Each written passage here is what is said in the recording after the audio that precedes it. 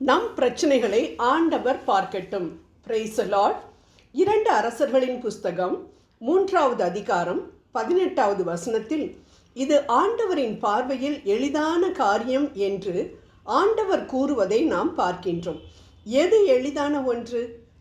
எதெல்லாம் நம் வாழ்க்கையில் கடினமானதொன்றாக காணப்படுகின்றதோ அதெல்லாம் ஆண்டவருக்கு லேசான காரியம், எளிதான காரியம். இதைத்தான் தம்மை எதிர்த்து வந்த பெரும் படையான எத்தியோப்பிய படையை சந்திக்கும் பொழுது ஆசா மன்னன், ஆண்டவரே, பலமுள்ளவனுக்காகிலும் பலனற்றவனுக்காகிலும் உதவி செய்கிறது உமக்கு லேசான காரியம். எங்கள் ஆண்டவரே, எங்களுக்கு துணை நில்லும். உம்மை சார்ந்து உம்முடைய நாமத்தில் ஏராளமான இந்த கூட்டத்திற்கு எதிராக வந்தோம். மனுஷன் உம்மை மேற்கொள்ள விடாதேயும் என்று 2 குறிப்பேடு நாளாகமம் 14:11 கூறி ஜெபித்து பெரும் வெற்றியை கண்டதை நாம் பார்க்கின்றோம். ஆம் அன்பானவர்களே, நாம் எதையெல்லாம் இது நடக்கவே நடக்காது, என் வாழ்க்கை அவ்வளவுதான், இந்த பிரச்சனையோடு தான் நான் கண்களை மூட வேண்டும் போல என்று நினைத்து கொண்டிருக்கின்றோமோ, அந்த காரியங்களை எல்லாம் சுலபமாக கையாளுவது நம் ஆண்டவருக்கு எளிதான காரியம். பறந்து விரிந்து கிடந்த செங்கடலை நம் மனித அறிவிற்கு அப்பாற்பட்ட விதத்தில் 2ஆக பிரித்து தம் மக்களுக்கு பாதை அமைத்து கொடுத்த நம் தேவனால், அவரால் மீட்கப்பட்ட அவரின் மக்களாகிய நமக்கு நமது பிரச்சனைகளுக்கு வழியமைத்து கொடுப்பது மிகவும் லேசான காரியம். நம் பார்வையில் நமக்கு கஷ்டமாக தோன்றுகின்ற காரியத்தை எத்தனை நாட்கள் நாமே பார்த்து கொண்டிருக்க போகின்றோம்? அவற்றை பார்க்க ஆண்டவரை அனுமதிப்போம். ஏனென்றால் ஆண்டவர் நம்மை பார்த்து சொல்கின்றார், நீ பார்க்கிறதை விட்டுவிட்டு என்னை பார்க்க விடு என்று.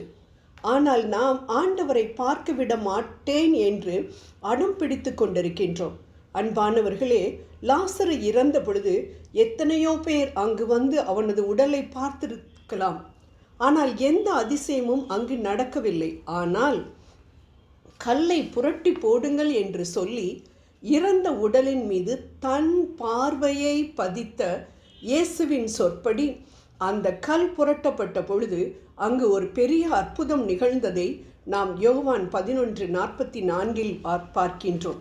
ஆம், காற்றையும் காணமாட்டீர்கள், மழையையும் காணமாட்டீர்கள், ஆனால் பள்ளத்தாக்கு எல்லாம் தண்ணீரால் நிரப்பப்படும் என்று சொன்ன நம் ஆண்டவரின் பார்வையில் நமக்கு கடினமாக தோன்றுவதையெல்லாம் அற்ப காரியம்.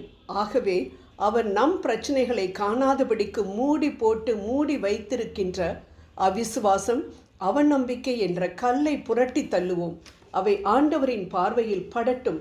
மருத்துவரின் பார்வையில் அல்ல, நமக்கு உதவி செய்யும் மனிதர்களின் பார்வையில் அல்ல, நமக்காக வாதாடும் வழக்கறிஞர்களின் பார்வையில் அல்ல, மாறாக தன் வார்த்தையினால் அகில உலகத்தையும் படைத்த ஆண்டவரின் பார்வையில் வைப்போம். அவ்வாறு வைக்கும் பொழுது அதிசயத்தை நாமும் காண்போம் என்பதில் சந்தேகமே இல்லை. எவ்வாறு சூரிய ஒளி பட்டவுடன் தாமரை மலர்கின்றதோ அதே போல நம் ஆண்டவரின் பார்வை பட்டவுடன் தான் நம் பிரச்சனைக்குரிய விடுதலை பிறக்கும். ஆண்டவரின் பார்வை இல்லாமல் ஒருவேளை நமக்கு வழி பிறக்கலாம், ஆனால் அது நிரந்தரமானதாக இருக்காது. மேலும் அதன் முடிவு துன்பத்தை தருவதாக தான் இருக்கும்.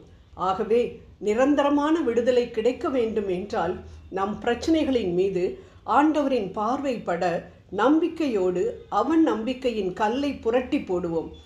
இதற்கு நாம் நன்மைகளை தேடாமல் நன்மைகளை கொண்டு வரும் வார்த்தைகளை தேட வேண்டும். இதற்காக உலக பிரகாரமான காரியங்களை, முயற்சிகளை நாம் செய்யக்கூடாது என்று நான் சொல்லவில்லை. ஆனால் அந்த முயற்சிகளை எடுப்பதற்கு முன் ஆண்டவருடைய வார்த்தைகளை தேட வேண்டும். ஆண்டவருடைய வார்த்தைகள் அந்த பிரச்சனைகளின் மேல் படட்டும். உள்ளார்ந்த மனதோடு நாம் செபிக்கும் பொழுது ஆண்டவர் நிச்சயம் நம்மோடு இறை வார்த்தைகளின் மூலம் பேசுவார்.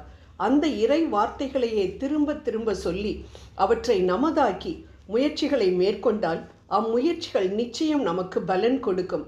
ஜெபிக்காமல், அதாவது ஆண்டவரை அந்த பிரச்சனைகளை பார்க்க விடாமல் நாமே நமக்கு தெரிந்த அனைத்து முயற்சிகளை மேற்கொண்டால் நிச்சயம் அது தோல்வியில்தான் முடியும். எனவே ஆண்டவரின் பார்வை நம் பிரச்சனைகளில் பட ஒரு காரியம் இப்பொழுது செய்வோமா? இப்பொழுதே நம் பிரச்சனைகள் ஒவ்வொன்றையும் ஒரு பேப்பரில் எழுதி கடைசியில் 2 அரசர்கள் 3:18 படி இவை அனைத்தும் என் தேவாதி தேவனுக்கு அதாவது சர்வ வல்லவருக்கு லேசான காரியம், எளிதான காரியம் என்று நம்பிக்கையோடு சொல்லி விவிலியத்தை படித்து ஜெபித்து மன நிறைவோடு எழுவோம். ஜெபத்தில் ஆண்டவர் நமக்கு கொடுக்கும் இறை வார்த்தைகளை வழி பிறக்கும் வரை நம்பிக்கையோடு சொல்லிக்கொண்டே இருப்போம். சூழ்நிலைகள் மோசமாகி கொண்டு போனாலும் சோர்ந்து விடாமல் ஆண்டவரை நம் பிரச்சனைகளை பார்க்க அனுமதி அளிப்போம். வெற்றி பெறுவோம். ஆமேன்.